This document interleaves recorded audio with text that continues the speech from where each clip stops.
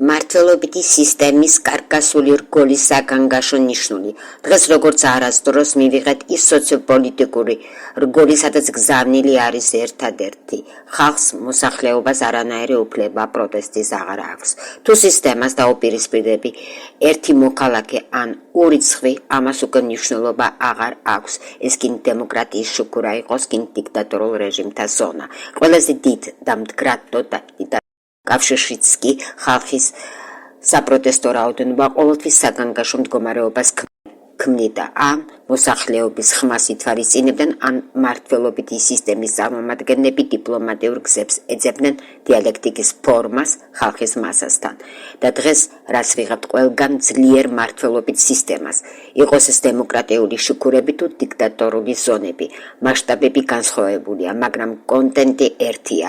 ძლიერი სახელმწიფო, ანუ მმართველობითი ხროვის ატრიბუტი, ერთი მხარე და მოსახლეობა, ხალხი კი მეორე მხარე.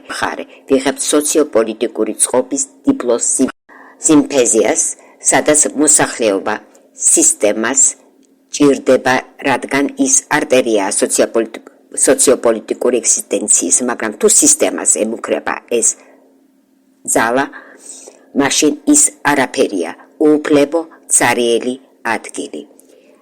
10,000 ადამიანი შეიძლება გამოვიდეს გასაპროტესტებლად, მაგრამ მათი ხმა არ ისმის, მათ არაფრის შეცვლა არ ძალუძთ. ეს კი დიდი უკუსვლაა, განვითარების შეფერხება, ნიშნული კი საგანგაშოა.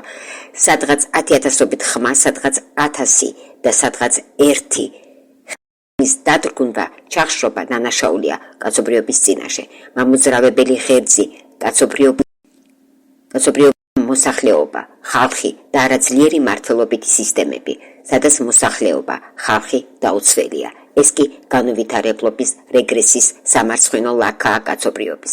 თავისუფლება ირანის მოქალაქეებს, თავისუფლება ხალხს.